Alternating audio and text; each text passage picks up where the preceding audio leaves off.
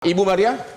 Ya, kalau jadi tadi Pak Kiai Khalil Nafis mengatakan bahwa itu WHO. Sebenarnya praktek yang di Indonesia, kalau dari data yang ada di Komnas Perempuan, itu terjadi di hampir seluruh daerah dan prakteknya tidak sekedar membersihkan, tapi betul-betul memotong. Pertanyaannya kenapa di undang-undang dan peraturan pemerintah tidak boleh sunat perempuan? Setuju atau tidak? Setuju, karena itu berbahaya. Hah? Setuju. Walaupun norma agama itu boleh, dianjurkan. Artinya gini, namanya P2GP, pemotongan dan perlukaan genitalia perempuan itu berbahaya, membahayakan. Jadi ini yang itu yang menjadi alasan mengapa dilarang karena memang berbahaya. Dan kalau dari sisi Komnas Perempuan, pemotongan genitalia perempuan ini adalah pelanggaran hak asasi manusia. Jadi menurut Ibu peraturan ini sesuai dengan Bapak, Ibu setuju? Setuju. Saya tidak setuju. Gini Pak, Bang, begitu dulu Bang.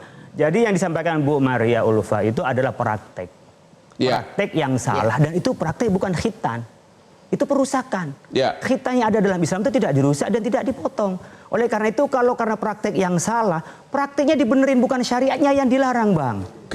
Artinya bukan aturan dalam Islam atau ketentuan Islam itu yang dilarang. Karena ketentuan dalam Islam tidak ada yang untuk mendorotkan, berdarahan, tidak. Maka Nabi mengatakan, ikhfidi wala tunhiki.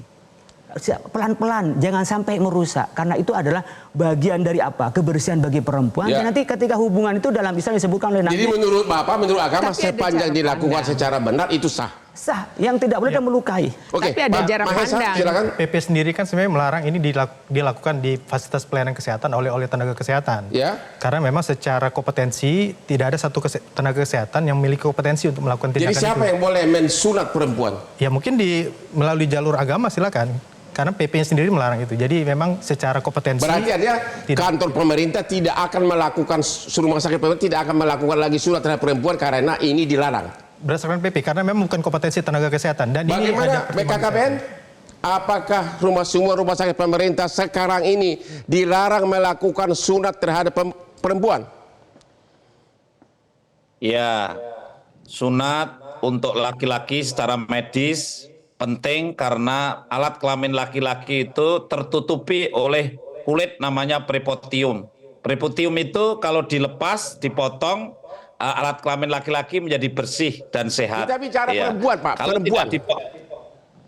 Bagi perempuan namanya klitoris, bukan penis. Klitoris itu relatif tidak ada prepotium yang tebal dan panjang seperti pada laki-laki. Sehingga sebetulnya untuk perempuan itu tidak perlu dilukai karena tidak perlu ada yang dipotong. Karena bagian klitoris itu tidak tertutup secara rapat seperti ada pada laki-laki. Sehingga kalau seandainya pengertiannya itu hanya membersihkan sama sekali tidak melukai, saya kira itu yang diharapkan. Tapi kalau ada melukai maka dari si medis tidak recommended. Begitu. Berarti Bapak. Bapak setuju larangan sunat terhadap perempuan? Yang melukai.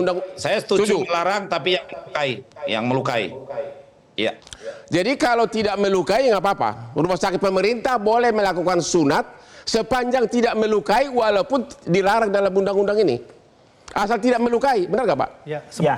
Sebenarnya kalau cuma sekedar membersihkan memang itu definisinya. Yang pertama definisinya, ketika menyebut khitan berarti sumber hukumnya adalah Islam. Di Indonesia ini sumber hukum kan ada 3 Bang. Dari warisan Belanda itu adat dan Islam. Ketika menyebut terminologi Islam maka kembalikan definisinya pada Islam. Benar. Nah ketika dia menggunakan definisi yang saya katakan tadi Bu Maria Ulfa adalah dengan dipotong, dilukai, praktek. Dia bukan definisi dalam Islam. Kesalahan praktek kok menjadi syariah yang disalahkan.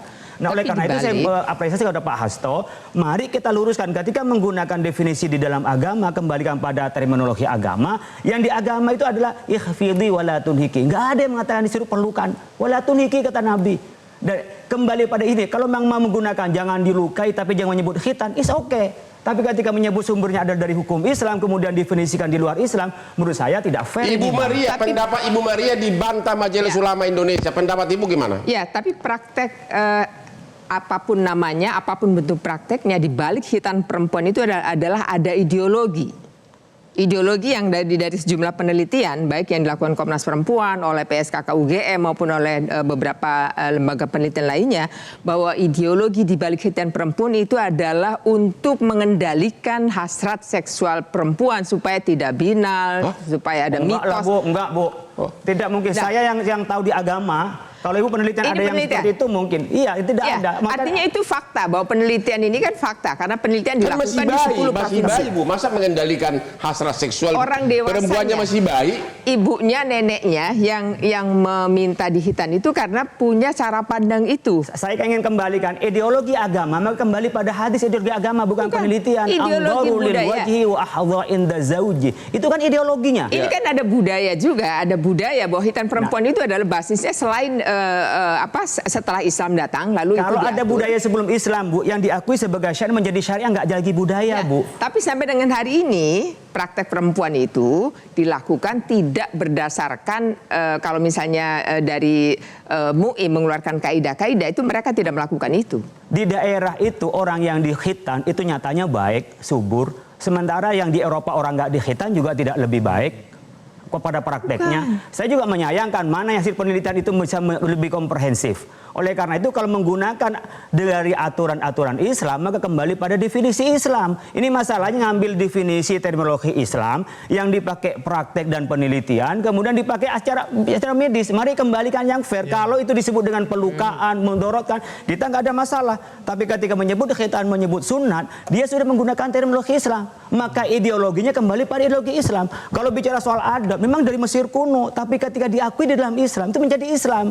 Karena apa? Karena kita mengikuti pada perintah Nabi. Jadi tidak berarti kalau budaya akan selamanya menjadi budaya. Tidak. Ketika al-ada menjadi muhakkamah, apalagi al-ada mansusun bin nasi, maka sudah menjadi hukum, tidak lagi disebut adatnya.